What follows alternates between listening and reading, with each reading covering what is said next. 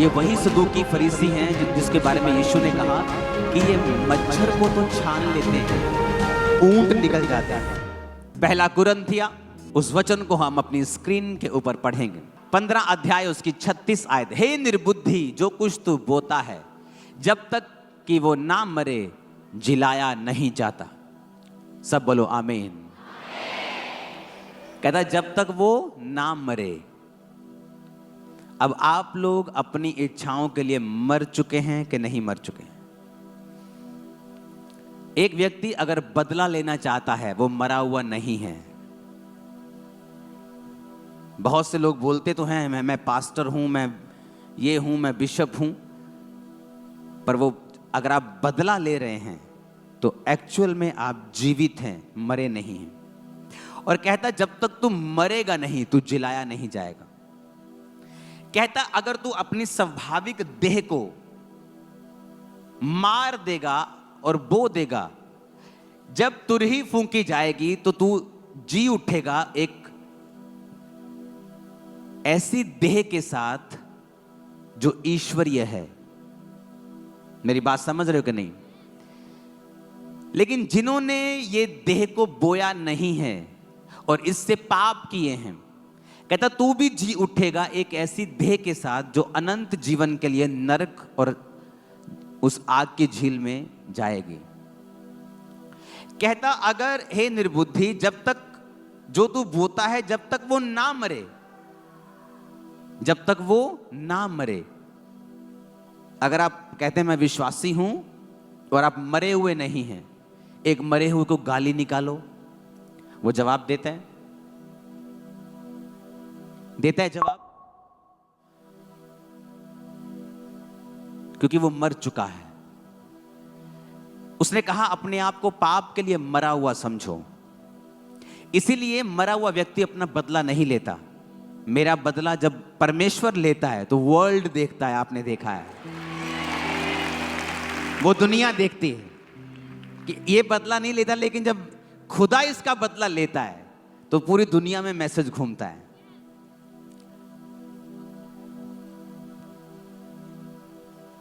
क्योंकि आप खुद अगर स्ट्रेटजी बनाएंगे तो वो फेल होगी, लेकिन जब परमेश्वर बनाएगा वो शानदार होगी। सदूकी फरीसी यही तो करते थे। दिखते बड़े रिलीजियस थे, वो बड़े बड़े चोले, बड़ी बड़ी चीजें डालकर रखते थे, तो परमेश्वर ने उनकी क्लास लगाई। कहते अपना नाम बदलो। ये वही सदूकी फरीसी हैं जिसके बारे में यीशु ने कहा कि ये मच्छर को तो छान लेते हैं, ऊंट निकल जाते हैं। ये नहीं कहेंगे पाप छोड़ो, व्यभिचार छोड़ो, अपने शादियों में डीजे बजाना छोड़ो, प्रॉपर्टीज अपने चर्च की बेचना, खाना छोड़ो, ये नहीं बोलेंगे। ये चोरी छोड़ो, ये नहीं बोलेंगे। यीशु मसीह के नाम को बेचना छोड़ो, नहीं बोलेंगे। नाम बदलो। ये मच्छर को तो छान देंगे पर ऊंट क्या करेंगे? निकल जाएंगे। ओ ऊंट गया, और मच्छर को छान देंगे। जीसस ने कहा ऐसे लोग जो ऊपर से तो धर्मी दिखाई देते हैं, ये उन कब्रों के समान हैं जो ऊपर से तो सुंदर हैं लेकिन अंदर गंदगी से भरी हुई हैं। ये वो लोग हैं जो अंदर गंदगी से भरे हुए हैं, अंदर नफरत है, सेवकाइयों को गिराने की नफरत अंदर भरी हुई है, मलिनता, क्रोध, विरोध। और जीसस ने कहा ऐसों से सावधान रहना, इन काट कूट करने वालों से चौकस रहना, क्योंकि ये मच्छर को तो छान लेंगे लेकिन ऊंट निकल जाएंगे। हालेलुया। जब एक पौधा लगाया जाता है वो धीरे धीरे फलता है, धीरे धीरे जब वो फलता है वो पेड़ बन जाता है, फिर वो फल लाता है। हालेलुया।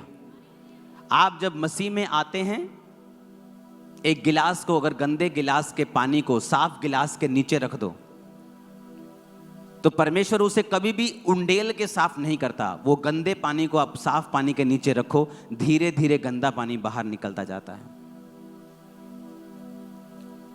आप एक व्यक्ति को कभी ऐसे नहीं बदल सकते कि ये भी चेंज कर, ये भी चेंज कर। आप परमेश्वर को मौका देंगे, जब वो चर्च में आएगा धीरे धीरे वो होता जाता है और एक समय के ऊपर पूरा साफ हो जाता है और पीने योग्य हो जाता है। ये वो लोग हैं जो लोगों से जबरदस्ती करना चाहते हैं।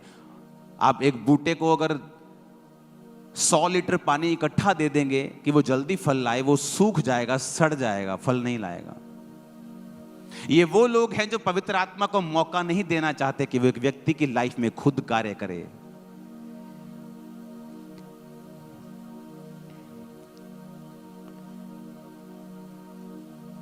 फॉरेन में क्लब होते हैं, स्ट्रिप क्लब, वहां लड़कियां अपने आप को स्ट्रिप करके नंगा नाचती हैं।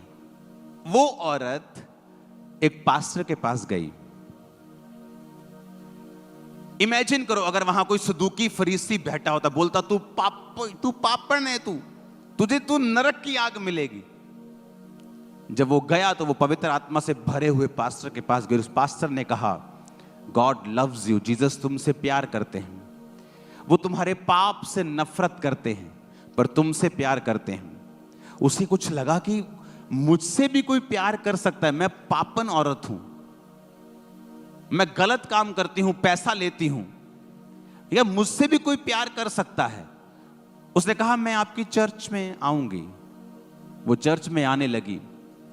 चर्च में जब आने लगी तो सुबह चर्च आती थी संडे, और मंडे को अपने अड्डे पे जाके वही काम करती थी। संडे चर्च, मंडे वही काम, संडे चर्च, मंडे वही काम। और ये काफी दिन चलता रहा, महीने चलता रहा।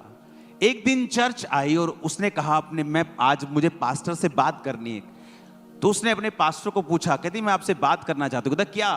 कहता थोड़े दिन से मुझे ऐसा हो रहा है कि मैं गलत कर रही हूं और मेरा दिल नहीं कर रहा मैं वापस जाऊं, और आज से मैं वो काम छोड़ रही हूं। कहती मेरे अंदर से ऐसा लग रहा है, मुझे अंदर से कन्विंसिंग हो रही कि मैं गलत कर रही हूं। अगर कोई सदूकी फरीसी उसे टकर गया होता और उसको पाप का हवाला देकर उसे थ्रेट किया होता तो कुछ नरक में जाएगी, तो बोली चल चल तुरिया चल, वो वही काम में फंसी रहती। इसलिए बाइबल कहती है परमेश्वर की कृपा तुझे मन फिराव करने को सिखाती है।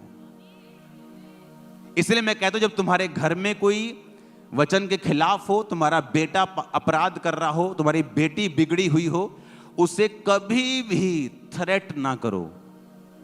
उसे कहो खुदा तुझसे प्यार करता है, तेरे पाप से नफरत करता है, पाप तुझे गिराता है, उसके लिए प्रार्थना करो, उससे प्यार करो। एक दिन वो पाप छोड़ देगा और तुम्हारे पास होगा।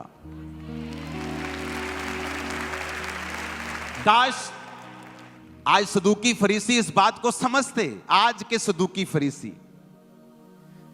कि ऐसे काम नहीं करता, पवित्र आत्मा अपने तरीके से काम करता है। वो चर्च आती गई, वचन सुनती गई, उसे मालूम नहीं था कि वो वचन उसकी आत्मा में जाता जा रहा है। उसकी जो स्पिरिट है वो फीड होती जा रही है, वो स्ट्रांग होती जा रही है, और सडनली वो डिसीजन लेती है कि मैं इस काम को नहीं करूंगी।